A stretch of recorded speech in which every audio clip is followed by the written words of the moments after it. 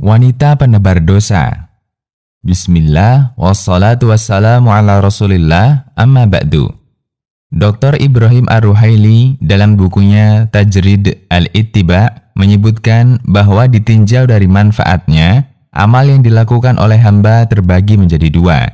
Pertama, amal yang manfaatnya hanya bisa dirasakan oleh orang yang melakukannya saja dan tidak memberikan pengaruh kebaikan kepada orang lain. Itulah semua ibadah yang dilakukan oleh seseorang yang tidak ada hubungan dengan orang lain, seperti sholat, dzikir, membaca Al-Quran, dan seterusnya. Kita istilahkan amal semacam ini dengan amal qasir.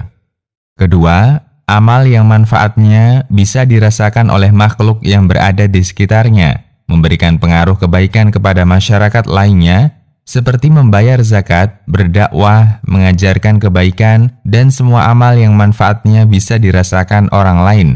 Kita istilahkan amal ini dengan amal muta'addi. Islam sebagai agama yang rahmatan lil alamin memotivasi umatnya untuk menjadi hamba yang memberikan banyak manfaat bagi yang lainnya. Hamba yang menjadi sumber kebaikan bagi lingkungan sekitarnya.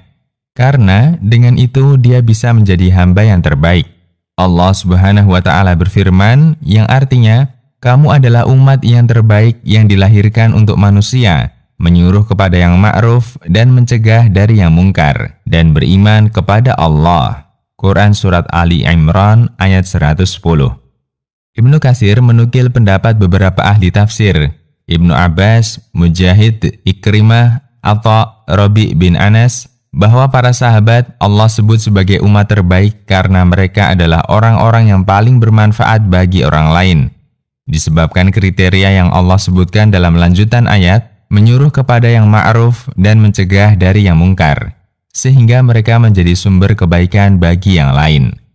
Karena jasa besar mereka menyebarkan kebaikan dan menjadi sumber kebaikan, Allah memberikan jaminan kepada orang ini. Dia akan mendapatkan kucuran pahala dari setiap orang yang mengikutinya.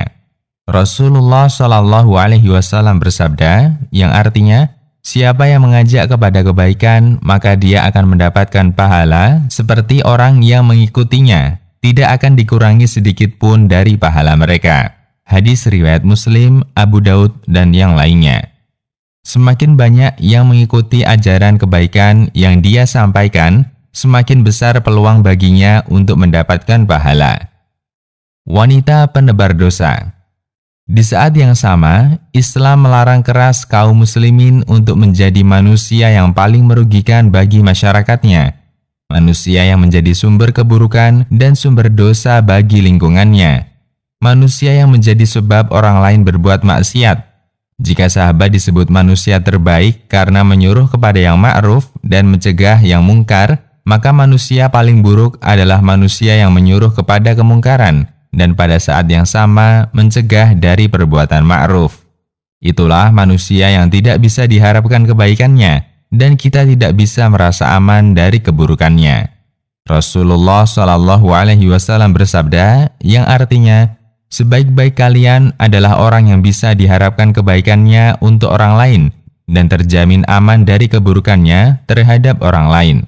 Sejelek-jelek kalian, orang yang tidak bisa diharapkan kebaikannya dan tidak ada jaminan aman dari keburukannya. Hadis riwayat Tirmidzi dan disahihkan Al-Albani. Salah satunya, para wanita penebar dosa. Para wanita yang menjadi sebab banyak lelaki melakukan zina mata. Para wanita yang mengobral harga diri dan kehormatannya. Para wanita yang mengumbar aurat di depan umum tanpa rasa malu. Indonesia nampaknya akan bernasib sebagaimana Pattaya Thailand atau seperti kawasan pantai Bali, kawasan berhias zina dan pelacuran. Indonesia di setiap lorong jalan aurat berceceran di mana-mana, berjejal para wanita yang berlomba-lomba untuk menampakkan auratnya, berlomba mencari lirikan setiap lelaki di sekitarnya. Kemanapun seorang lelaki soleh menghadap, dia tidak bisa lepas dari aurat dan aurat.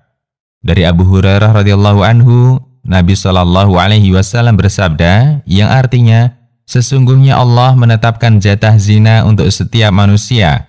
Dia akan mendapatkannya dan tidak bisa dihindari. Zina mata dengan melihat, zina lisan dengan ucapan, zina hati dengan membayangkan dan gejolak syahwat, sedangkan kemaluan membenarkan semua itu atau mendustakannya.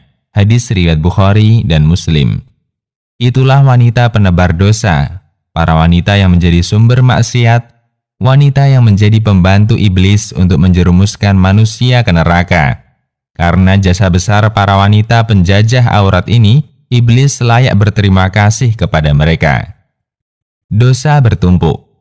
Dari Anas bin Malik radhiyallahu anhu, Rasulullah shallallahu alaihi wasallam bersabda, yang artinya, sesungguhnya di antara manusia ada orang yang menjadi pembuka pintu kebaikan dan penutup pintu keburukan.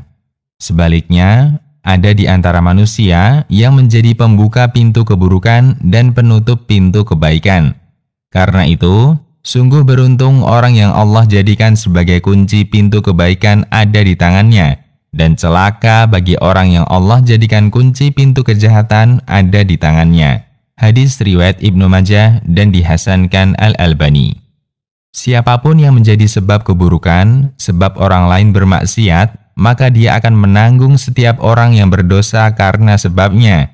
Semakin banyak para lelaki yang melihat auratnya, semakin besar dosa yang dia dapatkan. Dari Ibnu Mas'ud radhiyallahu anhu, Rasulullah shallallahu alaihi wasallam bersabda, yang artinya, tidak ada satupun jiwa yang terbunuh secara zalim, melainkan anak Adam yang pertama menanggung darahnya, karena dialah orang yang pertama kali mengajarkan praktek pembunuhan. Hadis riwayat Muslim. Ancaman yang mengerikan. Mengingat betapa besar kesalahan orang ini, Rasulullah shallallahu alaihi wasallam memberikan ancaman yang sangat keras bagi wanita pengumbar aurat. Beliau menyebutnya wanita yang berpakaian tapi telanjang.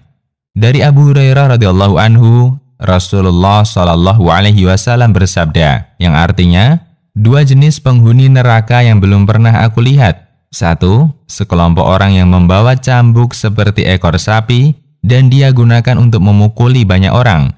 Dua, para wanita yang berpakaian tapi telanjang, jalan berlenggak-lenggok, kepalanya seperti punuk onta. Mereka tidak masuk surga dan tidak mendapatkan harumnya surga, padahal bau harum surga bisa dicium sejarak perjalanan yang sangat jauh. Hadis riwayat Ahmad dan Muslim. Wanita berpakaian tapi telanjang, merekalah yang mengumbar aurat, berpakaian tipis transparan atau ketat membentuk lekuk tubuh. Segeralah bertaubat kepada Allah dan jangan menjadi sumber dosa bagi lingkungan Anda.